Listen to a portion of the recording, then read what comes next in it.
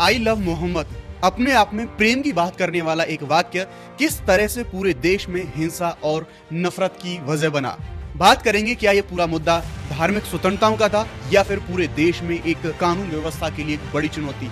इतना ही नहीं, social media के माध्यम से इस पूरे मुद्दे को न केवल राष्ट्रीय स्तर पर बल्कि इस पूरे मुद्दे का अंतर्राष्ट्रीयकरण करने की भी कोशिश करी। आइए जानते हैं पूरे मुद्दे के बारे में। हेलो नमस्कार, मैं Shubham Sisodia let's crack UPSC CSE Hindi पे आपका स्वागत करता हूं। आप सब ने इस पूरे मुद्दे के ऊपर ऐसी बहुत सारी वीडियोस, बहुत सारे इमेजेस आप लोगों ने यहां पर देखे होंगे। आइए डिटेल में इन सारी चीजों को यहां पर समझने की कोशिश करते हैं। सबसे पहले इस पूरे मुद्दे का एक बड़ा व्यापक एक रिव्यू हम देखेंगे। किस तरह से इस पूरे मुद्दे को क्या पॉलिटिक्स के लिए यहां पर इसको ज्यादा एग्जैजरेट करने की कोशिश करी गई या फिर वाकई में पुलिस के सामने, प्रशासन के सामने एक बड़ा चुनौती यहां पर हमें देखने को मिलेगा। दरअसल ये कहानी शुरू होती है 4 सितंबर से, आप लोग जानते हैं, और हम देखेंगे कानपुर को सैयद नगर में ईद मिलाद उल नबी, इसके मौके पर एक आई लव मोहम्मद ये जो बैनर था, ये बैनर यहां पर लगाया गया और ये एक विवाद का बड़ा कारण बना। इस बैनर को आप यहां पे देख सकते हैं। देन देखेंगे स्थानीय लोगों के द्वारा इसका विरोध दर्ज कराया गया। अब ध्यान रखिएगा, ऐसी बात नहीं है ये कोई ऐसा बैनर पहली बार लगाया हो, पहले भी ऐसे बैनर लगाए जाते थे, लेकिन इस बार ये कुछ लाइटिंग वाला काइंड ऑफ ऐसा बैनर लगाया गया। साथ ही साथ कुछ लोगों ने ये भी जो आरोप है वो लगाया कि ये जो पूरा बैनर था ये बाकी जो दूसरे लोग थे उनकी जगह पर लगाया गया था। एनीवेज, ये पूरा मुद्दा देशव्यापी विरोध और गिरफ्तारी, इंटरनेट शटडाउन और राजनीतिक टकराव तक पहुंच गया। देखेंगे 26 सितंबर को बरेली में मौलाना तौकीर रजा खान, उनकी लीडरशिप में एक विरोध, बड़े स्तर पर जो प्रोटेस्ट हैं वो प्रोटेस्ट हुए और वहीं से सारी कंट्रोवर्सी और ज्यादा जनरेट होती है। ये जो इनकी लीडरशिप में जो पूरे प्रोटेस्ट करे गए थे, इन प्रोटेस्ट ने लॉ एंड ऑर्डर को बड़ा चैलेंज किया। पुलिस के सामने हिंसक हुए, स्टोन पेल्टिंग जैसी घटनाएं आई। कई बार यह भी आरोप लगे प्रशासन के ऊपर कि प्रशासन ने जबरदस्ती या फिर प्रशासन ने कुछ गलत तरह से कार्रवाई करी। लेकिन उसके बाद बरेली पुलिस के द्वारा कुछ वीडियो जारी करे गए और उन वीडियो के माध्यम से प्रशासन ने यह बताया कि जो भीड़ थी, जो प्रदर्शनकारी थे, वो हिंसक हुए, वो वॉलेंट हुए, उन्होंने पुलिस के ऊपर अटैक या फिर चीजों को और ज्यादा चैलेंजिंग वहां पे बनाया। इन सब चीजों को देखते हुए BNSS 163 यानी कि जो पहले CRPC 144 यानी कि जो कर्फ्यू लगाया जाता था, इंटरनेट शटडाउन और बड़े लेवल पर जो अरेस्टिंग है वैसी अरेस्टिंग हमें यहां पर देखने को मिली।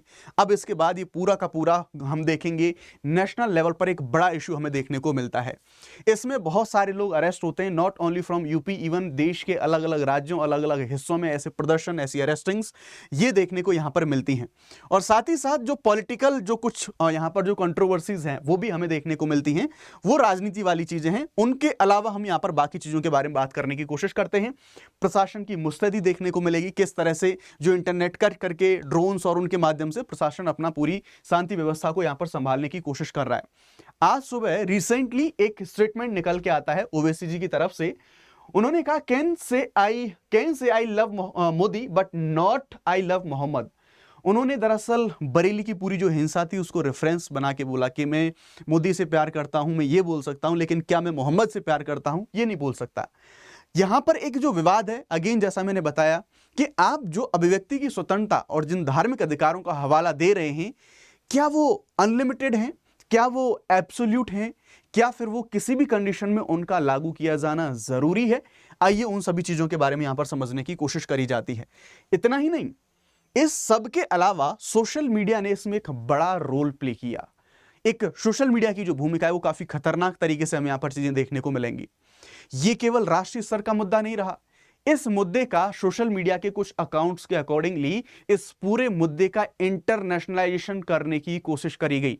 आप यहां पर देख सकते हैं, यहां पर यूनाइटेड नेशन change.org, यहां पर urge the United Nation to protect Indian Muslims, ऐसी पिटिशंस यहां पर इतने सारे साइंस के जो साइंस सिग्नेचर थे उनके साथ डाली गई सोशल मीडिया के माध्यम से। आप देखेंगे 10 लाख से ज्यादा लोगों ने इस पर 2 दिन पहले का स्क्रीनशॉट है मेरे पास, इतने लोगों ने इस पर साइन किया। इसी के विरुद्ध में हम यहां पर देखेंगे कि फिर इन चीजों को, ये जो नैरेटिव इंडिया के खिलाफ बनाया जा रहा था, अंतरराष्ट्रीयकरण करने की कोशिश करी गई थी, उसको काउंटर करने के लिए फिर दोबारा से दूसरा जो यूनाइटेड नेशन में प्लीज है उसके लिए एक जो कैंपेन है उसको यहां पर चलाया गया। बड़ा सवाल यहां पर यही खड़ा होता है कि यह देश का आंतरिक मामला है, हम डाइवर्स हैं, हमेशा से रहते आए हैं, लेकिन अपने देश का एक इंटरनल मैटर का क्या अंतरराष्ट्रीयकरण करने की कोशिश करना या फिर अंतरराष्ट्रीयकरण ऐसे कदम उठाना ये कितना जायज है, ये आप लोग मुझे कमेंट सेक्शन के अंदर जरूर बताएं। ना शुरुआत करते हैं इस पूरे मुद्दे के बारे में। जैसा मैंने यहां पर बताया, जो सारी कार्रवाइयां हैं, जो कार्रवाइयां किस तरह से आगे चलेंगी।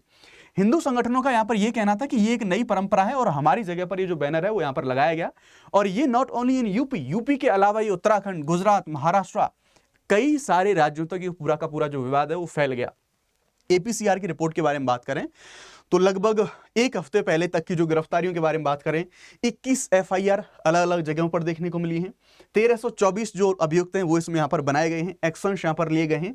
38 से ज्यादा लोगों की, ये नंबर ऊपर नीचे भी हो सकता है, लेकिन यस बड़े पैमाने पर जो गिरफ्तारियां वो गिरफ्तारियां हुई हैं। आइए बात करते हैं संवैधानिक और कानूनी पहलुओं के बारे में।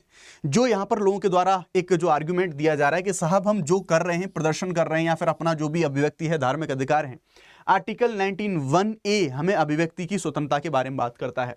बट ध्यान रखिएगा, हमें यह भूलना नहीं चाहिए कि आर्टिकल 19(2) जो भी हमारे फंडामेंटल राइट्स हैं वो एब्सोल्यूट नहीं है, वो लिमिटेड हैं, उनके ऊपर रीजनेबल रिस्ट्रिक्शंस लगे हुए हैं। तो हमें इन रिस्ट्रिक्शंस का भी ध्यान में रखना होगा। अभिव्यक्ति की स्वतंत्रता के बारे में बात करें तो यहीं पर सार्वजनिक व्यवस्था, आप देखिए अपनी डिमांड कर सकते हैं, अभिव्यक्ति कर सकते हैं, लेकिन अगर आपकी उस अभिव्यक्ति की वजह से लॉ एंड ऑर्डर, सार्वजनिक व्यवस्था, सामुदायिक सद्भाव, उन सभी पर अगर कोई आंच आती है तो फिर आपके फंडामेंटल राइट को भी लिमिट किया जा सकता है, उनको कर्व किया जा सकता है। स्वास्थ्य, नैतिकता, इन सभी आधारों पर। साथ ही साथ जो धार्मिक अधिकारों के बारे में बात करते हैं, आर्टिकल 25, धर्म की स्वतंत्रता, धर्म का पालन करना, प्रचार प्रसार करना, ये सब अधिकार आपको संविधान ने दिए हैं, लेकिन संविधान ने इन अधिकारों के ऊपर रीजनेबल रिस्ट्रिक्शंस भी लगाए हैं। उनके आधार आप यहां पर देख सकते हैं। उसी हिसाब से जो हमारा नए जो हमारे लॉज हैं, यानी कि बीएनएसएस है, उसकी धारा 163, जो पहले सीआरपीसी 144 जो कर्फ्यू के बारे में बात करी जाती थी, शांति भंग करने के लिए जो मजिस्ट्रेट है वो सामूहिक सभा या फिर प्रदर्शन है, उन पर बैन लगा सकते हैं, उनको रोक सकते हैं। अब ये जो पूरी की पूरी कंट्रोवर्सी हुई आई लव मोहम्मद की, इसके बारे में समझने की कोशिश करेंगे ये किस तरह से हमारे समाज के ऊपर शॉर्ट टर्म के साथ साथ एक लॉन्ग टर्म जो इंपैक्ट है उस इंपैक्ट को यहां पर दिखाएगा। सबसे पहले देखेंगे धार्मिक स्वतंत्रता बनाम कानून व्यवस्था के बारे में। तो ये जो ऐसे बैनर हैं, ये धार्मिक अभिव्यक्ति है या फिर उकसावे का जो साधन है? क्योंकि जैसे एक जगह विरोध हुआ तो गली गली जहां पर नहीं लगाए जाते थे, यानी कि रिएक्शंस में बहुत सारी जगह पर बैनर लगाए जाने लगे। सरकार ने यह तर्क दिया कि आप अनऑथराइज और शांति भंग करने वाला ये पूरा का पूरा जो एक्ट है वैसा एक्ट देखने को मिला। समुदाय ने यह तर्क दिया कि जो उनके कॉन्स्टिट्यूशनल राइट हैं उनका दमन करने की कोशिश करी जा रही है। अब आप लोग जानते हैं कि अगर कोई चीज अव्यवस्था फैलाती है तो उन चीजों पर रोक लगाई जा सकती है, वही यहां पर अथॉरिटीज के द्वारा करने की कोशिश करी गई। नई परंपराओं पर असहमति, ये सांप्रदायिक अविश्वास को बढ़ावा देती है। साथ ही साथ स्थानीय स्तर का जो विवाद है वो राष्ट्रीय तनाव में यहां पर बदल गया, पूरा का पूरा कन्वर्ट हो गया। कैसे राष्ट्रीय स्तर पर पूरी समस्या में यहां पर देखने को मिलती है, आप यहां पर इन चीजों को देख सकते हैं। और इसके इंपैक्ट के बारे में बात करें तो यहां से फिर राजनीति भी शुरू हो जाती है, क्योंकि ध्यान रखिएगा चुनाव भी आ रहे हैं, तो इसी समय पर ऐसे जो मुद्दे हैं उन मुद्दों को ज्यादा हाईलाइट करके राजनीतिक फायदे लेने की भी कई बार कोशिश यहां पर करी जाती है। तो हम देखेंगे उत्तर प्रदेश के जो सीएम हैं उनके द्वारा इसे सुनियोजित साजिश बताया गया, और साथ ही साथ जो विपक्षी पार्टी है उत्तर प्रदेश के अंदर, यानी कि समाजवादी जो पार्टी है, उनके जो मुखिया, उन्होंने ये बोला कि सरकार सद्भाव से चलती है, लाठीचार्ज से नहीं, जो बरेली लाठीचार्ज के ऊपर उनके द्वारा बोला गया। एपीसीआर और अदर जो संगठन है उन्होंने बोला कि हम सभी एफआईआर को सुप्रीम कोर्ट में चुनौती देंगे, यानी कि जितने भी प्रदर्शन वगैरह हुए हैं या फिर जो भी लोग हिंसा में इन्वॉल्व थे उन सबके अगेंस्ट में जो एफआईआर हुई थी, उन्होंने कहा इन सभी एफआईआर को हम सुप्रीम कोर्ट के अंदर चैलेंज करेंगे। अब अगर हम यहाँ पर देखें तो चिंता एक ये भी है कि अभी जैसे देखेंगे तो लगभग 48 आवर्स के लिए पूरा का पूरा इंटरनेट शटडाउन कर दिया है। तो इंटरनेट शटडाउन करना, साथ ही साथ इतने बड़े लेवल पर केसेस चलाना, इससे नागरिक अधिकार भी कहीं ना कहीं डेफिनेटली प्रभावित हमें देखने को मिलते हैं। एक जो मीडिया का रोल है, आप जानते हैं मीडिया हर सिक्के के दो पहलू होते हैं, कुछ पॉजिटिव कुछ नेगेटिव भी। कई बार मीडिया और सोशल मीडिया पर एक अलग तरीके से अलग अलग प्रोपेगेंडा, अलग अलग नैरेटिव्स चलाने की कोशिश करी जाती है, और बाद में पता लगता है, आपने लद्दाख के मामले में भी देखा होगा, और बाद में पता लगता है कि ये तो पूरा का पूरा फेक न्यूज़ था, पूरा का पूरा अफवाहें थी। तो कहीं ना कहीं चीज़ों को बढ़ावा दिया जाता है। जैसे हम देखेंगे हैशटैग कैंपेन्स, मैंने आपको जो यूनाइटेड नेशन के लिए कैंपेन बताया, साथ ही साथ वायरल पोस्ट जिनसे विवाद और ज़्यादा तेजी से फैलता गया। पारंपरिक मीडिया के बारे में बात करें तो इस मुद्दे को राष्ट्रीय विमर्श में लाया गया मीडिया के द्वारा, और नागरिक अधिकार समूह की जो आवाज है वो भी आवाज उनके द्वारा उठाई गई। लेकिन इसकी कुछ नेगेटिव चीजें भी हैं कि कुछ मीडिया हाउसेस के द्वारा आंशिक रिपोर्ट करी गई। केवल इतना ही नहीं, पूरी चीजों को नहीं दिखाया गया, उसके अलावा आंशिक रिपोर्ट के अलावा एक पक्षपातपूर्ण जो नैरेटिव है उससे एक पोलराइजेशन करने की कोशिश भी यहां पर करे जाने के जो भय हैं या फिर खतरे हैं, ऐसी चीजें हमें यहां पर देखने को मिलती हैं ना। अब इस पूरे मामले में पुलिस और प्रशासन की क्या भूमिका रही है, तो जैसा मैंने बताया कि जो बरेली प्रशासन है, जो पुलिस है, वो अभी इंस्टेंटली चीजों को कंट्रोल करने में पूरी तरह से अपना यहां पर मुस्तैद है। बहुत सारी एफआईआर दर्ज हुई है, जैसा मैंने बताया 163 बीएनएसएस उसको लगाया गया है, इंटरनेट शटडाउन करा गया है, गिरफ्तारियां करी गई हैं। ये है इमीडिएट एक्शंस कि इन इमीडिएट एक्शन से अभी जो सारी जो हिंसा है वो हिंसा को रोकने की कोशिश करी जा रही है। आरोपों के बारे में बात करें तो ये कहा जा रहा है कि साहब ये जो एक तरफा कार्रवाइयां हैं, एक तरफा यहां पर एफआईआर हैं वो करी जा रही हैं जो माइनॉरिटी समुदाय है उसके ऊपर, साथ ही साथ बिना पर्याप्त सबूत के बड़े पैमाने पर नामजद जो एफआईआर हैं वो एक आरोप है, ऐसे आरोप लगाए जा रहे हैं। लेकिन यस, चुनौती एक ये है, इन सभी एक्शन से हम जो शॉर्ट टर्म के लिए शांति है उसको तो हम कर लेंगे, लेकिन लॉन्ग टर्म में जो सभी समुदायों की हार्मनी है, सभी का जो भरोसा है, वो इसके अलावा कुछ ज्यादा चीजें हमें करने की आवश्यकता है। बाकी लोगों का भरोसा भी हमें यहां पर जीतना होगा। अब बात करते हैं इंप्लीकेशंस के बारे में। इससे एक बड़े लेवल पर जो डेमोक्रेसी है, बड़े लेवल पर जो गिरफ्तारियां हैं, इंटरनेट बंदी है, उनसे नागरिक स्वतंत्रता प्रभावित होगी डेफिनेटली। सांप्रदायिक रिश्ते यानी कि बार बार अगर ऐसे टकराव होते हैं तो समुदाय जो मिलजुल के रहता है, जिस भारत की डाइवर्सिटी उस भारत की पहचान रही है, उसके ऊपर कहीं ना कहीं एक बड़ा खतरा, एक बड़ा क्वेश्चन मार्क। साथ ही साथ ऐसे दंगे, ऐसी साजिशें, ऐसे जो एडमिनिस्ट्रेशन हैं, जो हमारे प्रशासन है, उसके ऊपर ऐसे अटैक्स करना, ये कहीं ना कहीं जो समुदाय और जो एक सांप्रदायिक जितना बढ़ रही है, ये देश की एकता, अखंडता और सुरक्षा के लिए बड़ा खतरा यहां पर बन सकती है। न्यायपालिका की भूमिका के बारे में बात करें तो सुप्रीम कोर्ट से ये एक्सपेक्टेशंस हैं कि वो धार्मिक अभिव्यक्ति और जो पब्लिक ऑर्डर है उसके बीच में एक संतुलन है उसको स्पष्ट करे। हो सकता है कुछ मानक, कुछ या फिर अभी इंस्टेंटली कुछ ऐसे डिसीजंस हैं वो दिए जा सकते हों। साथ ही साथ जो बीएनएसएस है उसके सामने एक बड़ा चैलेंज है कि किस तरह से इसके बीच में जो बैलेंस है, उन बैलेंस को यहां पर जो है स्टेबल करा जाए ना। आगे का रास्ता क्या होना चाहिए, सभी स्टेक होल्डर को क्या इस मुद्दे पर यहां पर जो सॉल्यूशन है उस सॉल्यूशन को देखना चाहिए। तो सिंपल सी बात है, कम्युनिटी बेस्ड संवाद यहां पर हम ध्यान रखना होगा कि सप्रेस करने से काम नहीं चलेगा, कि केवल एक तरफा ही हम नहीं, जो सामने वाला समुदाय है उसकी जो लीडरशिप है, उसके जो पॉलिटिकल लोग हैं, उसके जो धार्मिक लोग हैं, उनके साथ बातचीत करके भरोसा बनाए कि कुछ भी किसी के साथ गलत नहीं होने देंगे, न्याय होगा सभी के साथ। धार्मिक आयोजनों के लिए पहले से हम ऐसी सहमति लें उन्हीं के हिसाब से, ताकि कोई ना कोई ऐसी कंट्रोवर्सी जनरेट ना हो। एसओपीज बना सकते हैं, गाइडलाइंस बना सकते हैं, सार्वजनिक बैनर के लिए, जुलूस सजावट के लिए, सभी धर्मों के लिए एक समान नियम हम यहां पर लेके आ सकते हैं। पुलिस की पारदर्शिता के बारे में बात करें तो वो निष्पक्ष जांच करे, अनावश्यक मुकदमों से बचाव हो, ताकि न्यायपालिका और साथ ही साथ जो नागरिक हैं उनको इन चीजों में ना उलझाया जाए।